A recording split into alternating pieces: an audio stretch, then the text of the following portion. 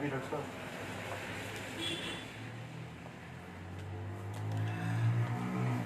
तहरीक बकाए उर्दू के प्लेटफॉर्म से आज आपसे बात करने का मौका मिल रहा है। देख रहे हैं कि कुछ सामीन हमारे साथ जुड़ जाएं तो फिर बात शुरू की जाए।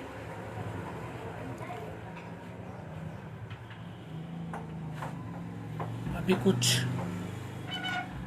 सामीन तहरीक बकाए उर्दू से जो जुड़े हुए हैं, मैं चाहता हूं जब वो हमारे साथ जुड़ जाएं तो उसके बाद बाकायदा तौर पे बात शुरू की जाए। मैं बहुत शुक्रगुजार हूं मोहतरम डॉक्टर इरफान आरिफ साहब, सरपरस्त आला जनाब फारूक शाह बखारी साहब, जनाब जाकिर मलिक साहब और सभी हजरात का जो तहरीक बकाए उर्दू से जुड़े हुए हैं। अख्तर हुसैन साहब जुड़े हैं, बहुत शुक्रिया।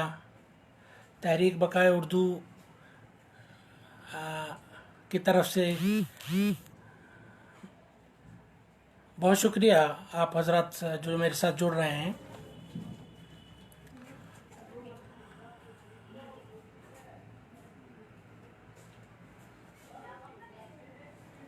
इरफान आरिफ साहब जुड़ चुके हैं, सदर तहरीक बकाए उर्दू के हमारे साथ,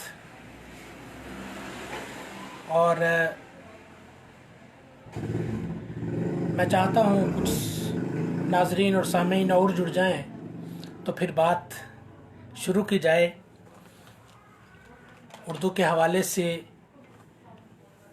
उर्दू ज़बान व अदब के हवाले से, उर्दू शायरी के हवाले से जितना काम तहरीक बकाए उर्दू कर रही है वो अपनी मिसाल आप हैं, और उन्होंने उर्दू अदब की जो खिदमत की है।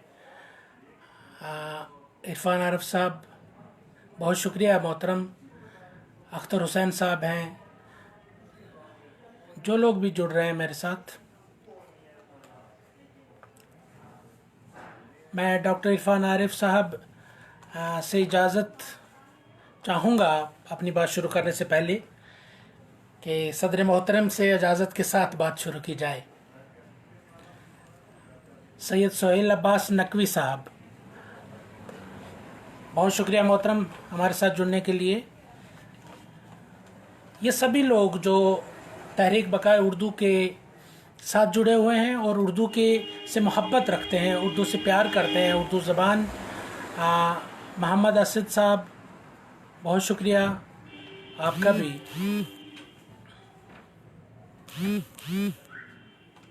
मैं अर्ज़ कर रहा था कि ये उर्दू से मोहब्बत करने वाले लोग, यही लोग असल में उर्दू ज़बान की आबियारी कर रहे हैं, इसकी हिफाजत कर रहे हैं, इसको आगे नई नस्लों तक पहुंचा रहे हैं। ये सभी हमारे लिए काबिल कदर हैं, मोहतरम हैं।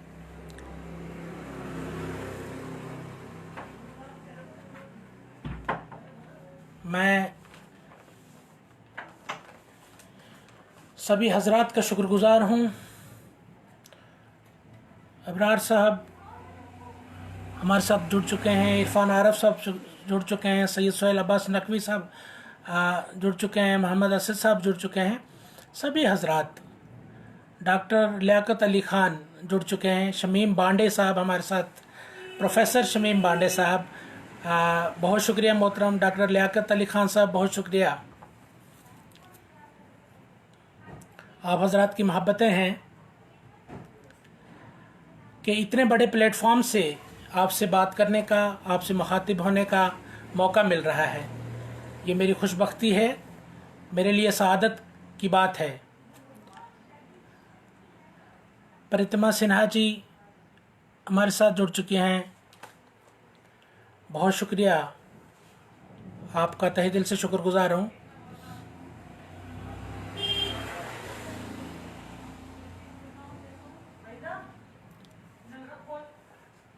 डॉक्टर इरफान आरिफ साहब से इजाज़त मेरे उस्ताद मोहतरम और एक मायनाज शायर अदीब जनाब जुल्फ़कार नकवी साहब जुड़ चुके हैं। अस्सलाम वालेकुम सर। मोहतरम, आप का मेरे साथ इस प्लेटफॉर्म पे जुड़ने के लिए मैं आपका तहे दिल से शुक्रगुजार हूँ। जी इरफान भाई, मैं शुरू करता हूँ। मुअज़्ज़ज़ नाज़रीन व सामीन आदाब, सदर तहरीक बकाए उर्दू जनाब डॉक्टर इरफान आरिफ साहब, सरपरस्ती आला जनाब फ़ारूक शाह बुखारी साहब, जनरल सेक्रेटरी जनाब ज़ाकिर मलिक साहब का तहे दिल से शुक्रगुजार हूँ, जिन्होंने उर्दू अदब के हवाले से आज आपसे बात करने का मौका फराहम किया। डॉक्टर इरफान आरिफ अपने आप में उर्दू अदब की आबियारी करने वाले बहुत बड़े एक सिपाही और उर्दू से मोहब्बत करने वाले, उनके साथ साथ डॉक्टर मुश्ताक अहमद वानी साहब बाबा गुलाम शाह बादशाह यूनिवर्सिटी में HOD हैं उर्दू डिपार्टमेंट के। बहुत सारी किताबों के मुसन्निफ़ हैं, मैं उनका तहे दिल से शुक्रगुजार हूँ। तो मैं ये अर्ज़ कर रहा था कि जहाँ तक तहरीक बकाए उर्दू का ताल्लुक़ है, जिस तरह से पिछले 10 सालों से, मेरे ख्याल से 2010 में इसकी बाकायदा तौर पे दाग बैल डाली गई और फिर ये आगे जिस तरह से इन्होंने काम किया उर्दू अदब के हवाले से, वो बहुत बड़ा काम था। नामसाद हालात में, मुश्किल वक्त में, और जिस तरह से लोगों को साथ जोड़ते रहे ये, मैं उसके लिए इनको तहे दिल से मुबारकबाद पेश करता हूँ। मैं अपना तारुफ बहुत कुछ लिखा डॉक्टर इरफान आरिफ साहब, मुकर्रर, कालम नवीस, लेकिन मैं ये एतराफ़ करते चलूँ आज की इस गुफ्तगू की शुरुआत में कि ऐसा कुछ भी नहीं है। मुझे में अपनी बेइल्मी और कम आयगी का पूरा एहसास है। मैं इस बात का पूरा एतराफ़ करते हुए अपना तारुफ इस तरह कराऊँगा कि मेरा नाम डॉक्टर खलीक अंजम, मेरा ताल्लुक़ जम्मू कश्मीर के ज़िला पुंछ से है। पुंछ जो अदबी लिहाज से काफ़ी ज़रख़ेज़ खित्ता रहा है, हाँ वही पुंछ, हसरत का पुंछ, वही पुंछ कृष्ण चंद्र का पुंछ, ठाकर पुंछी और दीनानाथ रफ़ीक का पुंछ, तहसीन जाफरी और बहुत सारे अदीबों, शायरों, नक्कादों, कालम नवीसों, कालम निगारों का पुंछ, उसी पुंछ की धरती से हमारा ताल्लुक़ है। पुंछ में, और इससे पहले भी मैं ये अर्ज़ करता चलूँ कि, और ये तो वो हस्तियाँ हैं जिनके नाम से पुंछ पहचाना जाता है, लेकिन मौजूदा दौर में भी जिन शख्सियात ने पुंछ के नाम को रोशन रखा है, उनमें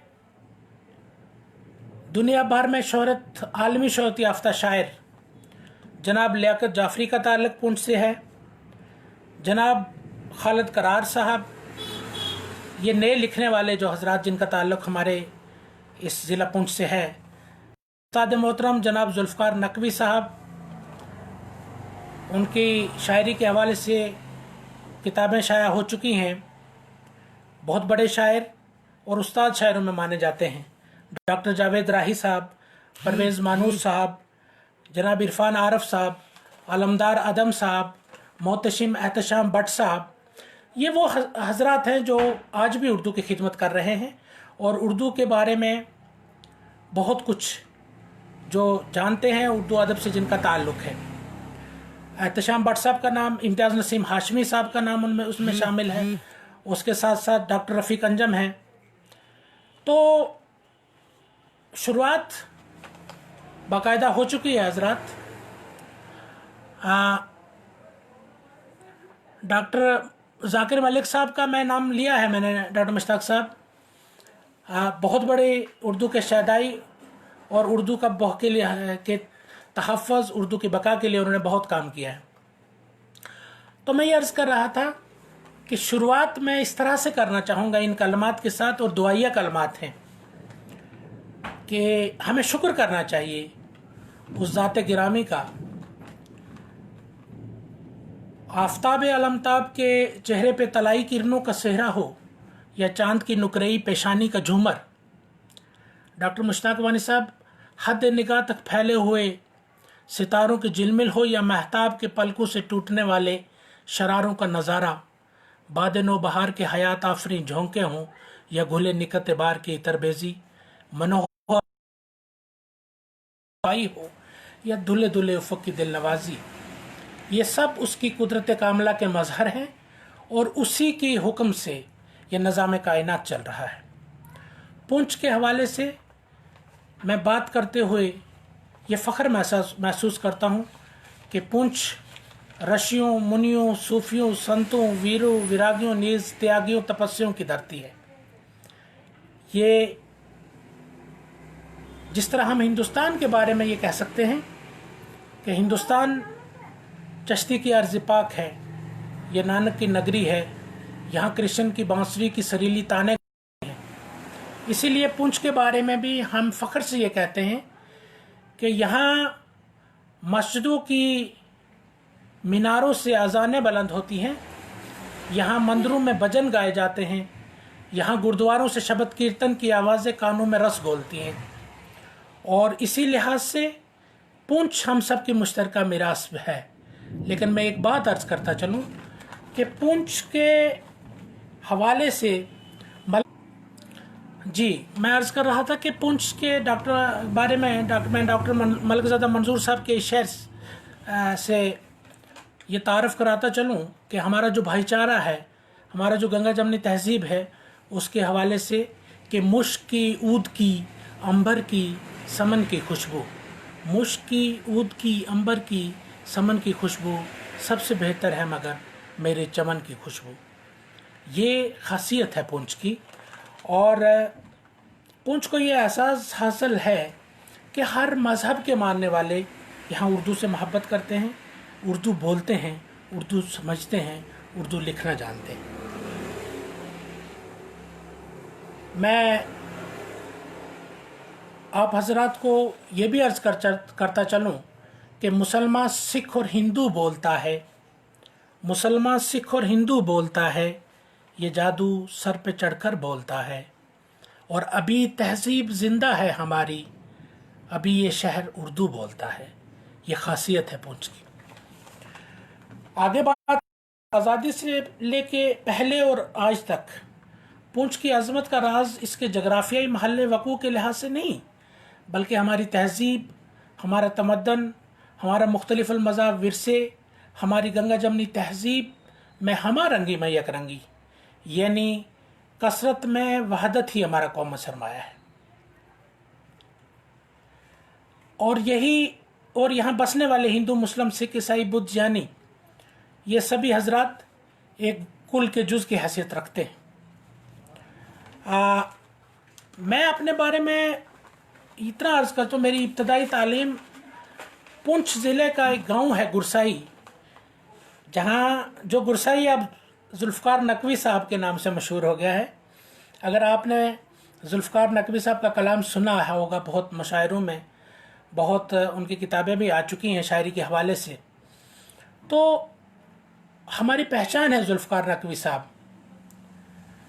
اور ذوالفقار نقوی صاحب کا گاؤں اور ہمارا ایک ہی جگہ پہ ہماری پیدائش ہوئی.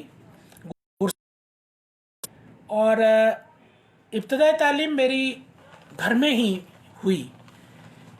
اسے اتفاق کہیے کہ میں 1 سال کا تھا، میری والدہ رخصت ہو گئی، اور پھر میری پرورش کی جو ذمہ داری تھی وہ میرے نانا جان کے سر پہ آئی. قاضی محراب الدین، یہ اللہ والے وہ لوگ تھے جو عشق رسول اور محبت خدا میں ڈوبے ہوئے لوگ تھے.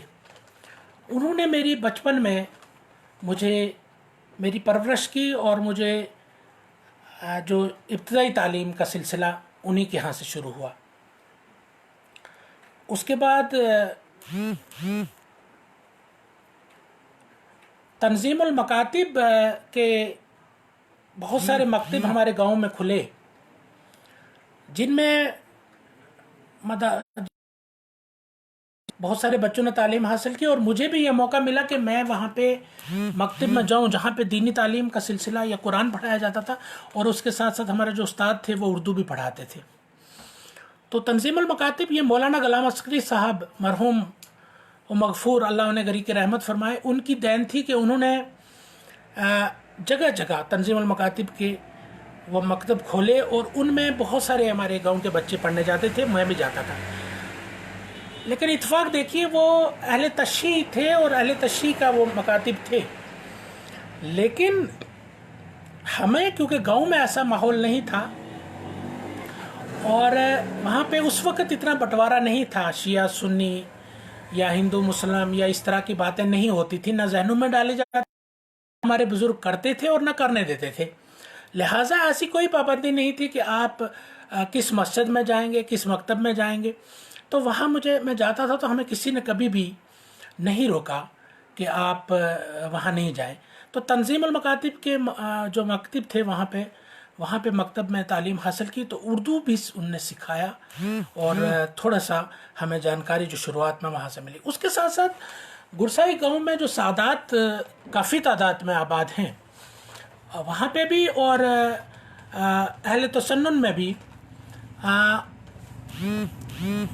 امام حسین کے حوالے سے یا محرم کے حوالے سے بہت ساری مجالس کا اہتمام ہوتا تھا، ساربل ہوتا رہتا اور محرم میں خصوص پہ ہوتا تھا.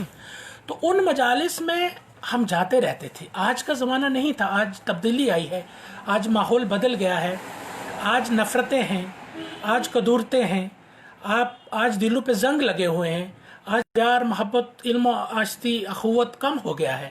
لیکن اس وقت ایسا نہیں تھا. میں یہ 70s اور 70 اور 80 کی دہائی کی بات کر رہا ہوں. تو ہم ان مجالس میں جاتے تھے، اور وہاں پہ ہم جو ذاکرین آتے تھے ان سے امام حسین کے حوالے سے، اہل بیت رسول کے حوالے سے، سیرت نبی کے حوالے سے ان مجالس کو اٹینڈ کرتے تھے. اور ان مجالس میں ہمیں بولنے کا بھی میں نے کچھ شوق تھا تھوڑا سا، کبھی بول لیا کرتے تھے اور کبھی ان کی مجالس سنتے تھے. تو اس نے ہمیں بہت متاثر کیا، بہت علمی اور دینی معلومات ان مجالس نے، انہوں نے ایک درسگاہ کے طور پہ کام کیا، اور اس میں ہمیں سیکھنے کو ملا. وہ مجالس میں یہ سمجھوں گا کہ انہوں نے بہت شروعات میں میری مدد کی. اور ذاکر اہل بیت جتنے بھی آتے تھے وہ بڑے عقیدت سے، محبت سے. ہاں لیکن آپ اسے بدنصیبی سمجھیے کہ اب وہ حالات نہیں رہے. جیسے انور مقصود نے کہا ہے، پاکستان کے ایک مشہور رائٹر، اردو ادب سے تعلق ہے، انہوں نے کہا ہے کہ میں تعجب کرتا ہوں کہ جو لوگ آج کے دور میں ایک دوسرے کی مساجد میں جانا پسند نہیں کرتے، ایک دوسرے کے پیچھے نماز پڑھنا پسند نہیں کرتے، ایک دوسرے کے ساتھ بیٹھنا پسند نہیں کرتے، تو اور وہ تقسیم ہو چکے ہیں، شیعہ سنی دیوبندی بریلوی چکرالوی، بہت سارے ہندو مسلم اس میں. تو میں تعجب کرتا ہوں کہ جو لوگ ایک ساتھ ایک دوسرے کی مسجد میں نہیں جا سکتے وہ جنت میں اکٹھے کیسے رہیں گے. تو یہ بات مجھے ان کی بہت پسند آئی. پھر جان ایلیے نے کہا تھا کہ مسجدیں جو میں نے دیکھی یا تو کہیں سنی مسجد ہوتی ہے یا شیعہ مسجد ہوتی ہے، یا دیوبندی مسجد ہوتی ہے یا بریلوی ہوتی ہے، میں نے آج تک کوئی مسلمان مسجد ہی نہیں دیکھی. تو ایسا میں جو عرض کر رہا تھا کہ یہ جو حالات آج کے دور میں ہیں یہ اس وقت نہیں تھے. اس کے ساتھ ساتھ میں عرض کروں کہ میری پرورش، میری جو زبان کے حوالے سے جو بات، اور جو تھوڑا بہت میں اردو جاننے لگا ہوں، اس میں میرے والد صاحب جناب نذیر حسین قریشی صاحب ایک علمی اور ادبی شخصیت، وہ اپنا ایک مقام رکھتے ہیں ادب کے حوالے سے.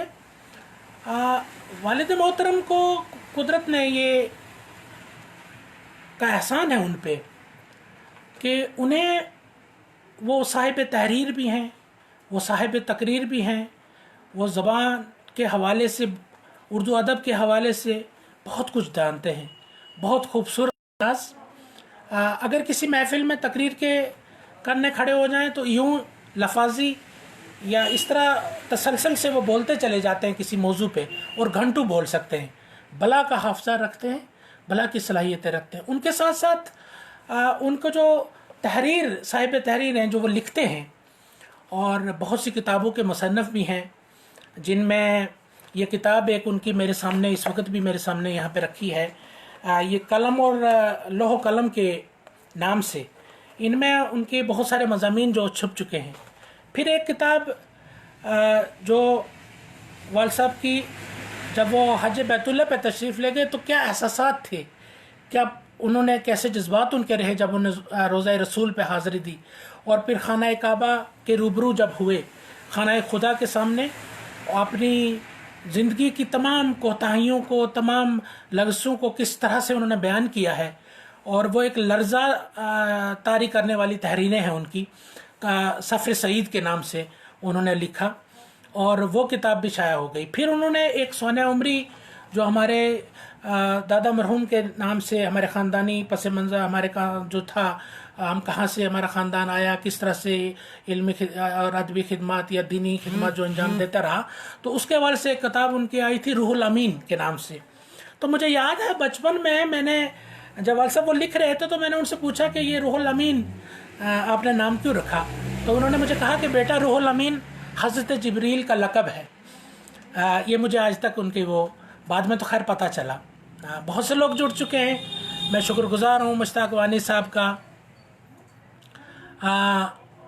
اس کے بعد محمد شاہد پٹھان صاحب کا، پرتما سناسی جی کا، بہت شکریہ آپ میرے ساتھ جڑ رہے ہیں۔ تو میں یہ عرض کر رہا تھا کہ والد صاحب بیک وقت نقاد، نثر نگار، کالم نویس، بہت ساری کتابوں کے مصنف، اور اس کے ساتھ ساتھ بلا کے مقرر خوبصورت انداز بات کرنے کا۔ جوش کے بارے میں یہ کہا جاتا تھا کہ جوش جب شاعری کرتے تھے تو الفاظ ہاتھ جوڑے ان کے آگے کھڑے رہتے تھے کہ ایسے اترتے تھے، ان کے الہام جیسے لفاظی کا ہوتا ہے اردو ادب کے حوالے سے بات کی جائے، تو جوش کو یہ قدرت نے یہ صلاحیت دی تھی، تو وہ لفظوں کو برتنے کا کرینہ میں وہ دیکھتا ہوں۔ اور جب نثر والد صاحب کی میں دیکھتا تھا، جناب نذیر حسین قریشی صاحب کی، والد محترم کی، تو میں کبھی کبھی سوچتا ہوں کہ کیا یہ مولانا ابوالکلام آزاد کی غبار خاطر کی طرح کی تحریر ہے یا کچھ ہو رہا ہے، لیکن بالکل منفرد انداز، بات کہنے کا صحیح ڈھنگ اور پرکھنے کا، لفظوں کا استعمال اور شعروں کا انتخاب اور ان کو صحیح موقع پہ انداز بیان کر دینا۔ راحیل پٹھان صاحب جڑے ہیں، بہت شکریہ راحیل صاحب آپ کا بھی۔ تو میں بس عرض کر رہا تھا کہ یہ خدا کی طرف سے عطا کردہ ایک انہیں جو ملا ہے اللہ کی طرف سے، ان کا میں پروردگار کا تہ دل سے، میں پروردگار کا شکر وہ ہے، اس کا جتنا بھی ہم شکر کا ادا کریں بہت کم ہے۔ آج والد صاحب کی عمر اب وہ 85 سال کے ہو چکے ہیں،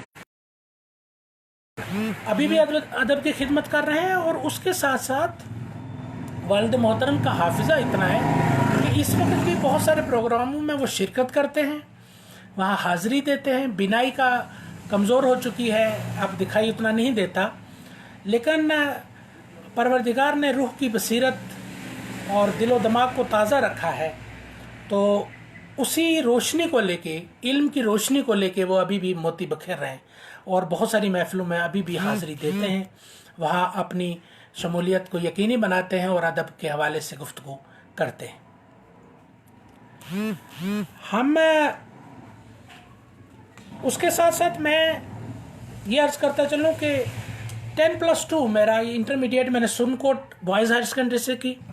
میں بایو کا طالب علم رہا ہوں۔ ذوالفقار نقوی صاحب نے جو شروع میں تھوڑی سی بایولوجی مجھے گرسائی اسکول میں پڑھائی تھی، تو اسی کا نتیجہ تھا کہ انہوں نے، کیونکہ اس وقت وہ بھی شاعری نہیں کرتے تھے اور آج بہت بڑے شاعر ہیں اردو کے، تو انہوں نے مجھے اس کہا کہ ہاں آپ تھوڑا سا کر سکتے ہو تو آپ، اور مجھے یہ شوق ہے مجھے ڈاکٹر بننا ہے، اور اسی ڈاکٹری کی لت نے مجھے کافی پریشان بھی کیا.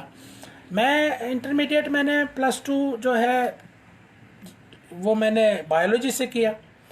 پھر MBBS کا میں نے ٹیسٹ دیا تو اس میں میری جو سلیکشن نہیں ہو پائی، کیونکہ ہمارے سماج میں کچھ برائیاں جنم لیتی ہیں. مجھ میں بھی کمیاں رہی ہوں گی، لیکن اس وقت کچھ آفر دیا گیا مجھے. بڑی سچی باتیں میں آپ سے کرنا چاہوں گا کیونکہ یہ گفتگو ہو رہی ہے، تو کہ آپ جناب کچھ اگر ہمیں دے دیں، کچھ حصہ دیں تو ہم آپ کی سلیکشن کر دیں گے، جو ہمارے لیے ممکن نہیں تھا. میرے والد ایک استاد تھے، مدرس تھے، ایجوکیشن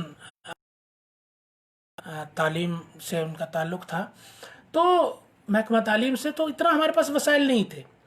پھر میں نے علی گڑھ کا رخ کیا، اور وہ جو تھا دور، وہ میری زندگی کا بڑا حسین دور تھا. علی گڑھ مسلم یونیورسٹی میں پہنچنا بذات خود ایک منزل پانا ہے. وہاں بھی جا کے میں نے کوشش کی کہ میں MBBS میں کہیں میرا داخلہ ہو. ایسا نہیں ہو سکا، لیکن پروردگار کی طرف سے یہی تھا منشاء خداوندی کہ مجھے یہ قدرت نے موقع دیا کہ میں BUMS میں میرا داخلہ ہو گیا، بیچلر آف یونانی میڈیسن اور سرجری، اور اس طرح سے میں علی گڑھ مسلم یونیورسٹی پہنچ گیا. علی گڑھ مسلم یونیورسٹی کے حوالے سے میں یہ عرض کرتا چلوں کہ علی گڑھ مسلم یونیورسٹی میں داخلہ بذات خود ایک منزل کو پانے کے برابر ہے. علی گڑھ گہوارہ ہے، علی گڑھ میں تہذیب و تمدن پرورش پاتے ہیں، علی گڑھ میں آپ کو بہت کچھ سیکھنے کو ملتا ہے. علی گڑھ آپ کو نکھار کر، سنوار کر اور پھر واپس سماج میں بھیجتا ہے. بہت سے ایسی نامور ہستیاں ہوئی ہیں جنہوں نے علی گڑھ مسلم یونیورسٹی سے فیض پایا. سر سید علیہ رحمہ کا چمن اور اتنا گلزار چمن ہے جو 1897 کے غدر کے بعد جس کی داغ بیگ ڈالی گئی، اور سر سید نے محسوس کر لیا تھا کہ جو نگفتہ بے حالت، جو تذلیل اور غلامی کی امی گہرائیوں میں مسلمان جکڑے ہوئے تھے. اور پھر سر سید علیہ رحمہ نے خود ایک جگہ اس کا ذکر بھی کیا، اور ذکر اس طرح سے کیا کہ 1897 کے غدر کے بعد آسمان سے کوئی ایسی مصیبت نہیں اتری تھی جس نے مسلمانوں کے گھروں کا رخ نہ کیا ہو. یعنی کوئی بھی ایسی مصیبت نہیں تھی. اسی طور پہ کٹ چکے تھے مسلمان، حکومت کی نظر میں جرائم پیشہ ثابت ہو چکے تھے. مسلمان اقتصادی طور پہ بہت کمزور ہو چکے تھے. مسلمانوں میں تعلیم کا رواج نہ کے برابر تھا. مسلمان اپنے آپ کو بالکل الگ تھلگ محسوس کر رہے. تو سر سید علیہ رحمہ نے ان تمام چیزوں کو مد نظر رکھتے ہوئے ایک مدرسے کا بنیاد ڈالی، جو آگے چل کے کالج بنا، اور پھر وہ یونیورسٹی کی شکل میں 1920 میں یونیورسٹی بن گیا. اور آج تک اس کی پوری دنیا میں سر سید کے چمن سے نکلے ہوئے اور وہاں کے فرزندان اپنا جو ہے وہ خدمات انجام دے رہے ہیں، سماج میں بہت اچھا کام کر رہے ہیں اور خدمت کر رہے ہیں. علی گڑھ میں کیونکہ علم و ادب کا گہوارہ ہے، وہاں کو بہت سے دوستوں کو سے اسکالر سے، بہت سے شاعروں سے، بہت سے نقادوں سے ملنے کا موقع ملا. سب کا نام تو نہیں لے سکتا. ہاں، طالب علم کے زمانے میں بھی ایسے بہت سے لوگ تھے جن سے اردو سیکھنا، اردو بولنا اور اردو کے بارے میں اور رغبت مجھے محسوس ہوئی، حاصل ہوئی ان میں. اور پھر اردو ڈپارٹمنٹ سے میرا تعلق تو نہیں تھا، لیکن ہاں کچھ دوست ایسے تھے، ظہیر احمد کیفی کشمیر ایڈمنسٹریٹو سروسز میں کام کر رہے ہیں، امتیاز نسیم ہاشمی صاحب، ذوالفقار نقوی صاحب ان دنوں میں علی گڑھ میں انگریزی. تو یہ سبھی لوگوں سے جب محفل بیٹھتی تھی، یا فاروق مغل پرواز صاحب مرحوم و مغفور، اللہ نگری کے رحمت کرے، بلا کا حافظہ تھا ان کا، تو یہ سب ہم شام میں جب بیٹھتے تھے تو اردو کے حوالے سے بات ہوتی تھی. ڈاکٹر لطیف کاظمی صاحب وہاں پہ اردو یہ اپنے سائیکالوجی ڈپارٹمنٹ میں پروفیسر ہیں، اس وقت DN بھی ہیں. اور وہ وہاں پہ استاد تھے، لیکن ان کے ساتھ بھی ایک ہر اتوار کو محفل ایک انعقاد کیا جاتا تھا جہاں ہم سب بیٹھ کے آپس میں گفتگو کرتے تھے. لیکن اردو سے محبت ہونے کے ناطے یا اردو سیکھنے کی ایک جو للک تھی وہ مجھے اردو ڈپارٹمنٹ میں، کیونکہ علی گڑھ میں اتنے مواقع ملتے ہیں، بہت سارے مشاعرے ہوتے تھے، بہت سارے وہاں پہ اردو کے حوالے سے پروگرامز ہوتے تھے، اور سیرت کمیٹی کے یہ ربیع الاول میں سیرت کمیٹی کے حوالے سے بہت سارے سیرت کے حوالے سے بہت سارے مجالس انعقاد ہوتی تھی، سیرت کے حوالے سے جلسے منعقد ہوتے تھے، ان میں بیٹھنے کا سننے کا موقع ملتا تھا. پھر اس کے ساتھ ساتھ اردو ڈپارٹمنٹ میں سیمینار ہوتے رہتے تھے اردو کے حوالے سے، ان میں بہت زیادہ جگہ حصہ لیا. مجھے یاد ہے ایک بار ایک محفل میں بیٹھے تھے، قاضی افضال صاحب، پروفیسر قاضی افضال صاحب، اردو کے ایک بہت بڑے سپاہی اور اردو ادب کے حوالے سے بہت بڑا نام، وہ پروگرام کی نظامت کر رہے تھے. پروفیسر وحید اختر صاحب وہاں تشریف فرما تھے، بہت بڑے شاعر. ان کا ایک مشہور شعر تھا جب ان کی اہلیہ کا انتقال ہو گیا تھا کہ دیوار و در و بام کو ہی گھر نہیں کہتے، تم گھر میں نہیں ہو تو یہ گھر ہے بھی نہیں بھی. تو پروفیسر وحید اختر بھی وہاں بیٹھے تھے. تو قاضی افضال صاحب نے کہا کہ اگرچہ ہمیں انیس اور دبیر کے بعد اس طرح کے مرثیے سننے کا موقع نہیں ملا، لیکن پھر بھی ہاں آج میں دعوت دیتا ہوں پروفیسر وحید اختر صاحب کو کہ وہ اپنا مرثیہ. تو پروفیسر وحید اختر صاحب مجھے یاد ہے کھڑے ہو گئے اور کہنے لگے قاضی صاحب آپ نے ایسے کیسے کہہ دیا کہ انیس اور دبیر کے بعد اس نے اچھے مرثیے نہیں لکھے گئے، کیا آپ نے میرے مرثیے سنے ہیں؟ تو پھر مجھے یاد ہے پروفیسر وحید اختر صاحب نے تحت اللفظ لگاتار انہوں نے تقریباً پون گھنٹہ تک ایک مرثیہ پڑھ کے سنایا، جن کے اشعار آج بھی میرے کانوں میں گونجتے. اس کے ساتھ ساتھ میں عرض کروں کہ علی گڑھ میں اسد بدایونی بہت جلدی وہ رخصت ہو گئے اس دنیا سے. ان کے بڑا مشہور شعر ہوا تھا کہ سجاتا رہتا ہوں کاغذ کے پھول شاخوں پر، میں تتلیوں کو پریشان کرتا رہتا ہوں. یا انہوں نے یہ کہا کہ جلتے بجھتے ہوئے جگنوں کی طرح زندہ ہیں ہم، اس ملک میں اردو کی ذرا زندہ ہیں. یہ اسد بدایونی صاحب کے ساتھ ملنے کا موقع ملا، ان کی محفلوں میں بیٹھنے کا موقع ملا. اس کے بعد اس وقت جو دھوم تھی علی گڑھ میں، جو شاعری کے حوالے سے جو ایک بہت بڑا نام، وہ تھا پروفیسر شہریار. ان آنکھوں کی مستی کے دیوانے ہزاروں ہیں، امراؤ جہاں جو نے گانے لکھے، فلم انڈسٹری میں بھی گانے لکھتے رہے. لیکن پروفیسر شہریار سے بیٹھنے کا موقع ملا، انہیں سننے کا موقع ملا، ان سے گفتگو کرنے کا موقع ملا. انہوں نے ہمیں بہت متاثر کیا. جیسے پروفیسر شہریار صاحب نے ہمیں ایک بار سنایا کہ دریا تیری موجوں کی انگڑائیاں گنتا ہوں، پیاسا ہوں مقدر میں یہ ایک ہنر آیا. پہلے تجھے دیکھا تھا پرچھائی کی صورت میں، پھر جس رگ رگ میں اتر آیا. پھر یا ان کا وہ مشہور غزل مجھے آج بھی میں سنتا ہوں اور سر پکڑ کے بیٹھ جاتا ہوں کہ کیا جذبات ہیں، کس طرح سے وہ نقشہ کھینچ رہے ہیں کہ تمہارے شہر میں کچھ بھی ہوا نہیں ہے کیا، یا تم نے چیخوں کو سچ مچ سنا نہیں ہے کیا، اور تمام خلق خدا ایک جگہ رکی کیوں ہے، یہاں سے آگے کوئی راستہ نہیں ہے کیا، اور لہو رہان سبھی کر رہے ہیں سورج کو، لہو لہان سبھی کر رہے ہیں سورج کو، کسی کو خوف یہاں رات کا نہیں ہے کیا. یہ پروفیسر شہریار تھے جن کو ہم علی گڑھ میں سنتے تھے، پڑھتے تھے اور ان سے استفادہ حاصل کرتے تھے. اس کے بعد میں عرض کروں کہ نظامت کے حوالے سے مجھے علی گڑھ میں یہ مجھے مواقع ملے کہ میں نے بہت سے پروگراموں کی وہاں پہ نظامت بھی کی. وہ بہت سی محفلوں میں مجھے نظامت کا موقع ملا، اور بہت سے مشاعروں میں جو یونیورسٹی میں چھوٹے بہت سارے ڈپارٹمنٹس میں ہوتے تھے، بہت ساری ہال جو ہمارے ہوتے تھے، ہاسٹلز میں ہوتے تھے، وہاں میں نظامت کرتا رہتا تھا. لیکن نظامت کے حوالے سے علی گڑھ کا جو مشاعرہ ہے جس میں ہندوستان بھر کے بہت بڑے بڑے شعراء حضرات کو مدعو کیا جاتا تھا، اور ہمیں نمائش سے کوئی دلچسپی نہیں ہوتی تھی. خاص کر میں اپنی ذاتی جو بات کروں، مجھے صرف اور صرف اگر کب علی گڑھ کی نمائش کا آغاز ہو اور کب مشاعرہ وہاں منعقد ہو اور میں اس میں جاؤں تو ہم جاتے تھے. وہاں ہمیں بہت سے شعراء کو، جیسے وہاں پہ ہم نے دیکھا انور جلال پوری کو نظامت کرتے دیکھا، وہاں پہ ملک زادہ منظور نے نظامت کی، جناب ماجد دیوبندی نے نظامت کی. تو مجھے ان جو نظامت ناظم مشاعرہ ہوتے تھے ان میں جو سب سے زیادہ جس نے متاثر کیا وہ جناب انور جلال پوری تھے. کیا لفاظی ہوتی تھی، کیا انداز بیاں ہوتا تھا، شاعر کو بلانے کے لیے کن الفاظ کا وہ چناؤ کرتے تھے، وہ ایک بہت بڑا ان کا مارکا تھا، بہت بڑا ان کو ہنر پروردگار نے دیا تھا. اسی طرح ملک زادہ منظور تھے، اسی طرح ماجد دیوبندی تھے. تو یہ سارے حضرات کو دیکھ کے ان کو سن کے پھر علی گڑھ میں جناب کرشن بہاری نور کو سننے کا موقع ملا.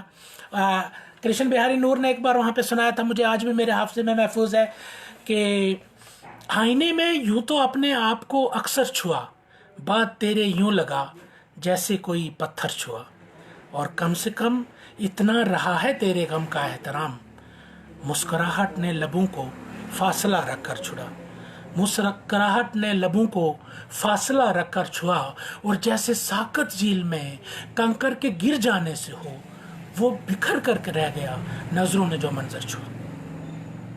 اور پھر خمار بارہ بنکی کو وہاں سنا. خمار بارہ بنکی کا وہ مجھے بہت یاد ہے کہ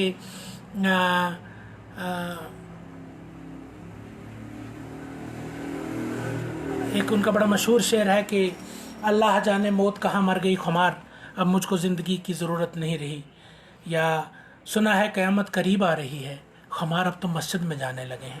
تو اس طرح کے شعراء کو، اس کے بعد ڈاکٹر بشیر بدر کو سنا، ڈاکٹر نسیم نکھت کو سنا، انجم رہبر کو سنا.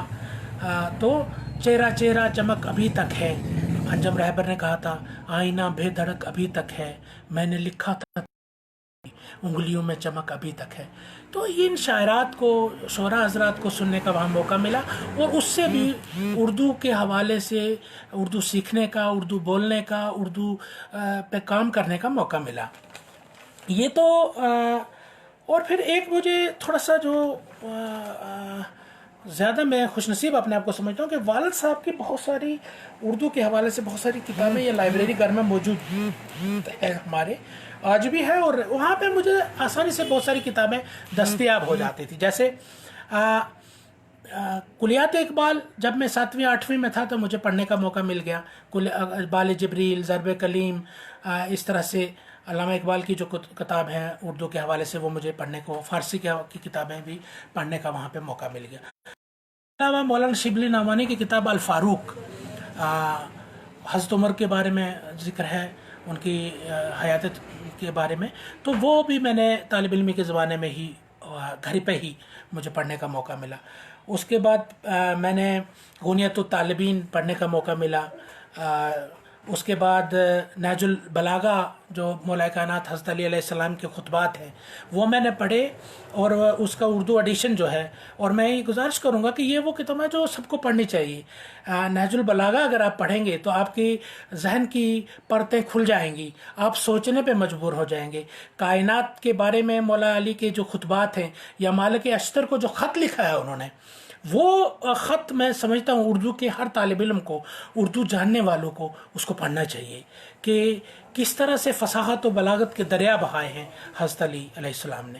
تو میں یہ عرض کر رہا تھا. اس کے بعد غبار خاطر، اس کے بعد جو کتابیں پڑھنے کا، شاعری کے حوالے سے بہت سارے شعراء کو پڑھنے کا موقع ملا، جن میں علامہ اقبال ہیں، غالب ہیں، میر کو پڑھا ہے، پروین شاکر کو پڑھنے کا بہت موقع ملا. پروین شاکر نے نسوانی جذبات کی ترجمانی بہت خوبصورت انداز میں کی، اور خوشبو کی شاعرہ پروین شاکر کو، یہ علی گڑھ میں مجھے پروین شاکر کی کتابیں جو ہیں وہ دستیاب، خوشبو ہے، ماہ تمام ہے. اس کے علاوہ نواز دیوبندی کو پڑھا، ساحر لدھیانوی کو پڑھا، منور رانا کو پڑھنے کو موقع ملا، افتخار عارف، محسن نقوی، شورش کشمیری. تو یہ بہت سارے شعراء ہیں پاکستان کے جو شعراء ہیں، تو ان کو سنا بھی، انہیں پڑھا بھی، جتنی ان کی کتابیں دستیاب ہوئیں ان کو پڑھتا چلا گیا. اور میں محسن نقوی، آپ نے بہت چھوٹے انداز میں بہت ساری شعراء حضرات نے نعتوں کے حوالے سے بھی کام کیا ہے، بہت سے غزل پہ کام کیا ہے، بہت سے صنف سخن جو اردو کے ان پہ کام کیا ہے. لیکن محسن نقوی کی کتاب میں نے پڑھتے ہوئے مجھے ایک نعت جو ہے وہ میری نظروں سے گزری، اور میں حیران ہوں کہ محسن نقوی کی وہ نعت پاک کے چند اشعار میں اپنی سعادت سمجھوں जानने वालों तक मैं पहुंचाऊं। मोहसिन नकवी ने किस अंदाज में नात कही है कि आयात तेरे हुस्न हदो हाल की मिसाल, आयात तेरे हुस्न हदो हाल की मिसाल, वल्लैल तेरी जुल्फ है रुखसार वल कमर, व शम्स तेरी गर्मी अनफास का शरर, यासीन तेरे नाम पे इल्हाम का गुलाफ, ताहा तेरा लकब है शफाअत तेरा हुनर, ताहा तेरा लकब है शफाअत तेरा हुनर। क्या शह है बर्क ताबशे जस्ते बुराक है, क्या शह है बर्क ताबशे जस्ते बुराक है, महराज क्या है सिर्फ तेरी सरहद नज़र, महराज क्या है सिर्फ तेरी सरहद नज़र, और जिब्रील तेरे दर के निगेबां का हम मिजाज, बाकी मलाइका तेरी गलियों की कूजागर। और ये भी नहीं कि मेरा मर्ज़ लाइलाज है, ये भी नहीं कि तुझको नहीं है मेरी खबर, मोहसिन मैं अब दुआ के लिए किसका नाम लूँ, बदस खुदा बुजुर्ग दई किस्सा मुख्तसर। ये मोहसिन नकवी के अशार हैं। तो या रज़ा सिसवी के कि आका जो तेरा नक्शे कफ़े पा नहीं मिला न मिलता, आका जो तेरा नक्शे कफ़े पा नहीं मिलता, जन्नत तो बड़ी चीज़ है, जन्नत तो बड़ी चीज़ है, रास्ता नहीं मिलता। इस तरह से, या आपने हमारे कि उनकी याद आई है, सांसों जरा आहिस्ता चलो, धड़कनों में भी धड़कनों से भी इबादत में खलल पैदा होता है। तो दिल खज़ीं जो मसाइल में उलझा रहता है, दिल खज़ीं जो तो दुनिया में उलझा रहता है, खुदा करे कि तुझे इश्क़ मुस्तफ़ा हो जाए। तो ये नात के हवाले से जो लोगों ने बात की कि जहाँ भी, या यूँ कि जहाँ भी ज़िक्र रिसालत माब होता है, वहाँ पे सांस भी लेना सवाब होता है। तो ये नात के हवाले से जिन हजरात ने की, एक परवरदिगार की तरफ से ये इन ख़ास इनाम है कि उर्दू अदब के हवाले से, या कोई भी अच्छा शेर किसी भी शायर का मैं जब भी सुनता हूँ, या जब भी मुझे सुनने का मौका मिलता है, या जब मैं किसी की ज़बान से किसी से पढ़ लेता हूँ, अगर वो मेरे दिल को छू जाए तो वो मेरी जहन की में महफूज हो जाता है, और फिर मौका आने पे किसी सिचुएशन पे, किसी जगह पे मैं उसे इस्तेमाल कर देता हूँ, और या करने का हुनर रखता हूँ। ये परवरदिगार की तरफ से एहसान है उसका। और मैंने पहले ही अर्ज़ किया कि उसके हुक्म के बगैर कुछ भी नहीं हो सकता, ये सब उसी की देन है। ये मोहब्बत की ज़बान है उर्दू, ये मीठी ज़बान है उर्दू, ये इश्क की ज़बान है उर्दू, ये दिल नवाज ज़बान है उर्दू, ये हम सब की ज़बान है उर्दू। ये किसी मज़हब से नहीं जोड़ी जा सकती, ये किसी कबीले से नहीं जोड़ी जा सकती, ये किसी फ़िरके से में इसको कैद नहीं किया जा सकता। उर्दू के हवाले से अगर बात की जाए तो जहाँ मुस्लिम शोरा ने उर्दू में काम किया है या उर्दू अदब पे में अपना हिस्सा दिया है, वहीं पे, लेकिन आज बदकिस्मती है कि आज़ादी के बाद उर्दू को सानवी हैसियत दी गई, उर्दू को वो मकाम नहीं मिला जो मिलना चाहिए था। और जैसे महराज फैज़ाबादी ने कहा कि जो हिंदी को जो मकाम दिया गया, हिंदी और उर्दू दो बहनें हैं, लेकिन पता नहीं क्यों उर्दू के साथ सोतीला सलूक किया गया। महराज फैज़ाबादी ने कहा था कि राज महलों से गली कूचों तलक ये उर्दू की सदा, इस बिकारन को भी मिल जाए कुछ शहजादी की बात। यही मैं अर्ज़ करता हूँ। और फिर उर्दू के साथ बदकिस्मती ये भी रही कि उर्दू को एक मखसूस तबके के साथ, एक मखसूस कौम के साथ जोड़ के जोड़ा गया, जैसे मुसलमानों के साथ। या किसी ने कहा था कि जुल्म उर्दू पे भी होता है, और इस निस्बत से लोग उर्दू को मुसलमान समझ बैठे।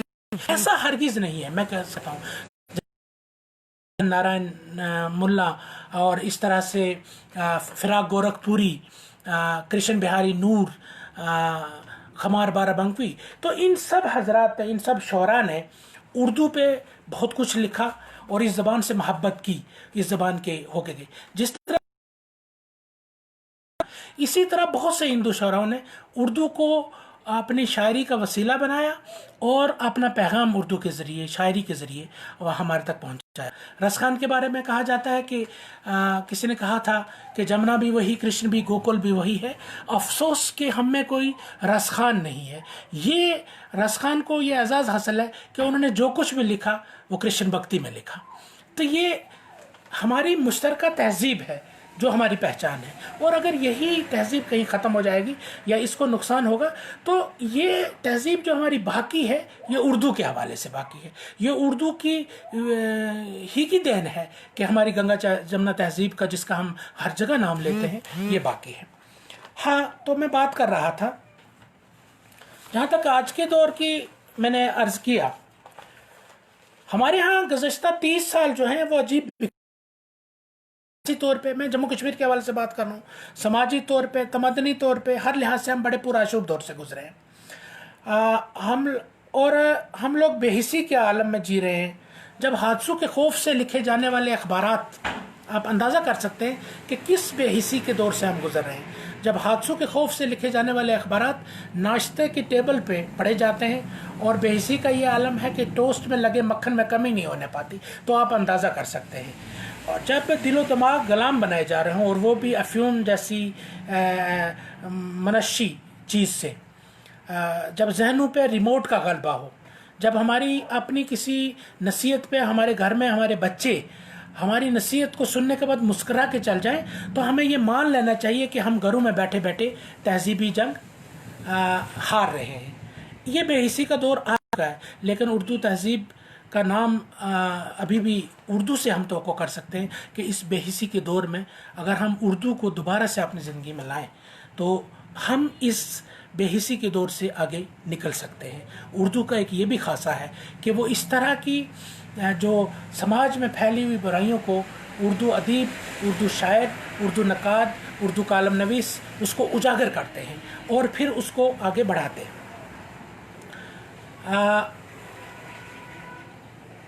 جہاں تک اردو شاعری کی بات کی جائے تو اردو شاعری کے حوالے سے میں اتنا عرض کرتا چلوں کہ کلی قطب شاہ سے لے کے یا ولی دکنی سے جب یہ سلسلہ آگے بڑھا ہے تو اردو غزل اور اردو شاعری نے بہت الگ الگ طریقوں سے گفتگو کی.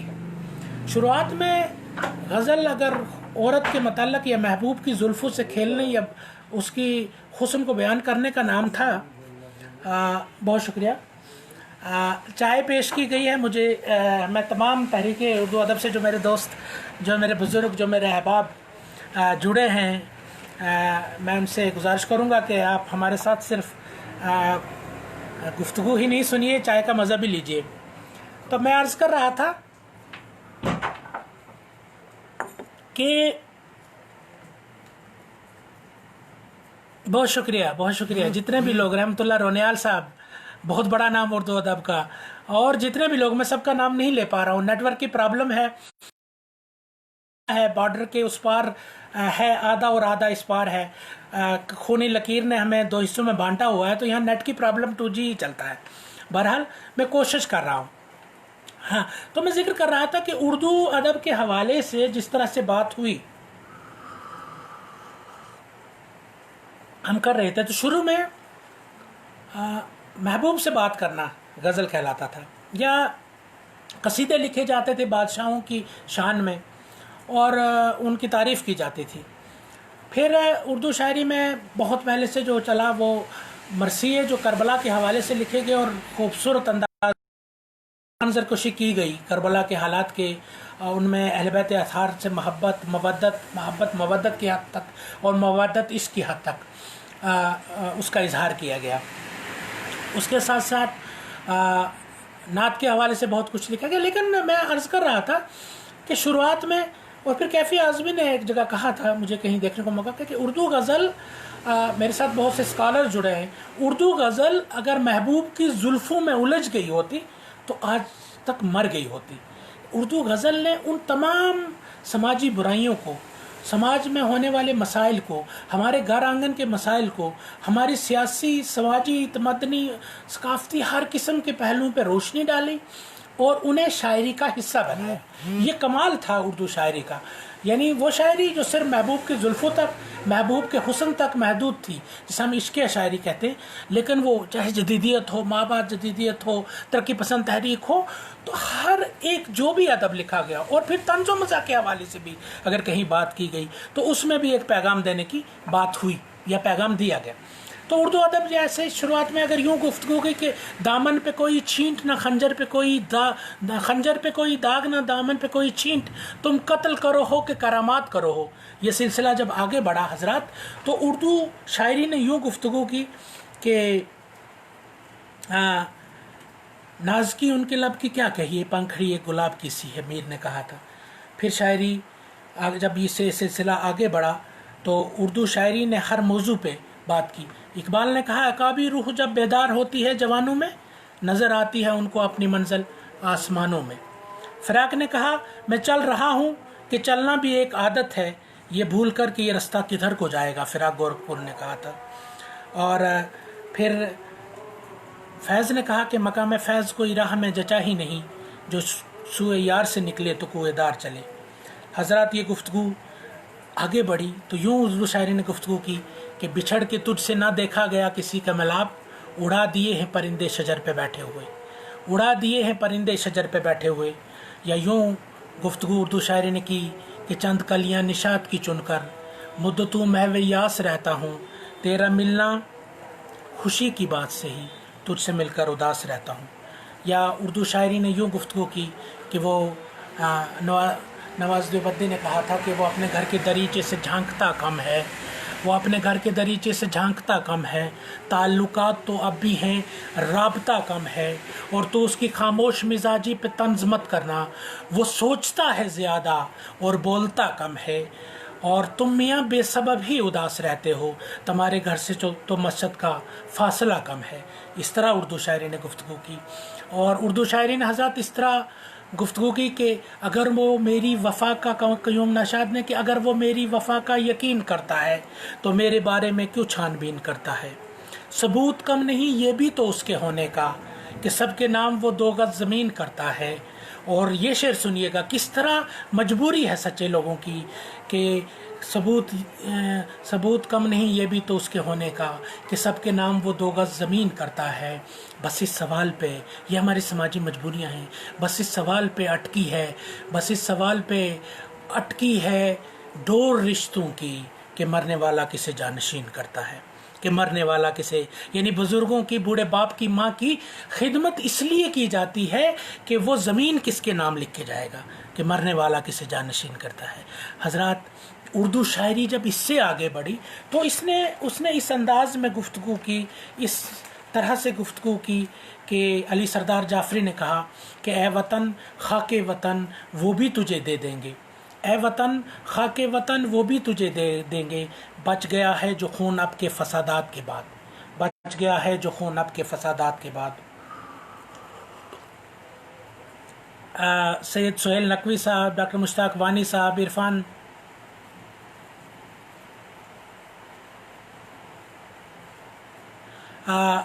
عارف صاحب، جی وہ میرا پیشہ ہے عرفان عارف بھائی، علاج معالجہ کرنا، مجھے اس سے بہت محبت ہے۔ میں یہ عرض کروں کہ جب کوئی ایک مریض جو آتا ہے میرے پاس اور اگر کبھی آ کے وہ ہفتے بعد یا 10 دن بعد یہ کہے کہ ڈاکٹر صاحب آپ کی دعا سے مجھے جو آپ نے میرے لیے نسخہ لکھا تھا اس سے مجھے آرام ملا، تو مجھے اتنا سکون ملتا ہے، میں سوچتا ہوں کہ میری زندگی کا سب سے بڑا وہ سرمایہ ہے۔ تو ڈاکٹر مشتاق احمد وانی صاحب اور یہ جتنے بھی سامعین ہیں، میں ایک طالب علم اردو کا ہوتے ہوئے میں ان کے آپ کے سامنے گفتگو کرنے کی جسارت کر رہا ہوں، یہ گزارش بھی کر دو اگر کہیں الفاظ کی ادائیگی میں، زبان میں لکنت یا کچھ اور کہیں سے کوئی گستاخی یا آپ حضرات کی شان میں کہیں کوئی گستاخی ہو جائے تو مجھے معاف فرمائیں گے۔ یہ بہت بڑا اعزاز ہے میرے لیے میں کہ آپ کے سامنے میں جسارت کر رہا ہوں، لیکن میں یہ اعتراف بھی کرتا چلوں کہ آپ حضرات سے میں نیٹ کے سامنے، میں مشتاق وانی صاحب اور یہ کچھ جتنی شخصیات ہیں اردو کے حوالے سے جو مجھ سے جڑی ہیں، وسیم بریلوی نے کہا کہ میں ان سے نظریں ملاتے ہوئے بھی ڈرتا ہوں کہ باتوں باتوں میں وہ ذہن پڑھنے لگتے ہیں، تو یہ ذہن پڑھنے کا ہنر جانتے ہیں یہ سب لوگ، اس لیے آپ کے سامنے بات کرنا بہت بڑی میرے لیے میں ہمت جٹا رہا ہوں۔ تو میں کہہ رہا تھا کہ بچ گیا ہے جو خون اب کے فسادات کے بعد۔ ڈاکٹر بشیر بدر نے کہا لوگ ٹوٹ جاتے ہیں ایک گھر بنانے میں، تم ترس نہیں کھاتے بستیاں جلانے میں، اور ہر درخت پتھر کو لوگ دل سمجھتے ہیں، صدیاں بیت جاتی ہیں دل کو دل بنانے میں۔ یا بشیر بدر نے یوں گفتگو کی حضرات کہ تمہارے شہر میں کیا ہو گیا تھا جس کے لیے بشیر روتے رہے رات بھر خدا سے لڑے؟ یا بشیر بدر نے یوں کہا تھا جو آج کل کمپیوٹر کا زور ہے، انٹرنیٹ کا زور ہے، ٹیکنالوجی کا زور ہے، بشیر بدر نے کہا تھا کمپیوٹروں سے غزلیں لکھیں گے، کمپیوٹروں سے غزلیں لکھیں گے بشیر بدر، غالب کو بھول جائے گی 21ویں صدی۔ تو حضرات پھر پروفیسر وسیم بریلوی کو نے جب گفتگو کی اردو شاعری کے حوالے سے تو یہ گفتگو کی کہ کیا بتاؤں کیسے خود کو در بدر میں نے کیا، عمر بھر کس کس کے حصے کا سفر میں نے کیا، اور تو نفرت بھی نہ کر پائے گا اس شدت کے ساتھ جس تجھ سے بے خبر میں نے کی، جس بلا کا پیار تجھ سے بے خبر، تو نفرت بھی نہ کر پائے گا اس شدت سے پیار کے ساتھ جس بلا کا پیار تجھ سے بے خبر میں نے کیا، اور چند جذباتی سے رشتوں کے، یہ ماما، چاچا، تایا، ماسی، خالہ، چند جذباتی سے رشتوں کے بچانے کو وسیم، کیسا کیسا جبر آپ نے آپ پر میں نے کیا، کیسا کیسا جبر آپ نے، یہ مجبوری ہے۔ اور کیسے دیکھیں یہ شعر سنیے کہ کیسے بچوں کو بتائیں راستوں کے پیچ و خم، اس طرح سے بھی گفتگو، کیا مجبوری ہے سچے لوگوں کی کہ کیسے بچوں کو بتائیں راستوں کے پیچ و خم، زندگی بھر تو کتابوں کا سفر میں نے کیا، زندگی بھر تو کتابوں کا سفر میں نے کیا۔ حضرات یا معراج فیض آبادی نے کہا تھا کہ اندھے خوابوں کو اصولوں کے ترازو دے دے، اندھے خوابوں کو اصولوں کے ترازو دے دے، میرے مالک مجھے جذبات پہ قابو دے دے، اور میں سمندر بھی کسی غیر کے ہاتھوں سے نہ لوں، ایک قطرہ بھی سمندر ہے اگر تو دے دے، میں سمندر بھی کسی غیر کے ہاتھوں سے نہ لوں ہے اگر تو دے دے۔ اور یہ سنیے کہ زندگی کے نام پر، یا یوں گفتگو کی کہ زندگی کے نام پر جہاں سے گزرتا کون ہے، زندگی کے نام پر جہاں سے گزرتا کون ہے، موت کی باتیں تو سب کرتے ہیں مرتا کون ہے، یہ اردو کے حوالے سے پیش کر رہا ہوں کہ زندگی کے نام پہ جہاں سے گزرتا کون ہے، موت کی باتیں تو سب کرتے ہیں مرتا کون ہے، یہ ہماری گمشدہ تہذیب کی اجڑی سرائے سب زیارت اس کی کرتے ہیں ٹھہرتا کون ہے۔ پھر جب اسی شاعری نے نسوانی جذبات کی ترجمانی کی تو اس طرح سے رہائی کی کرے تدبیر کون، دست بستہ شہر میں کھولے میری زنجیر کون، اور میری چادر تو چھنی تھی رات کی تنہائی میں، بے ردائی کو میری پھر دے گیا تشہیر کون۔ یہ کس طرح سے نسوانی جذبات کی ترجمانی کی ہے، درد بیان کیا ہے، کس طرح سے احساسات۔ اور اس کے بعد حضرات جب یہی شاعری آگے بڑھی تو خواتین نے اس طرح سے گفتگو کی کہ طلاق دے تو رہے ہو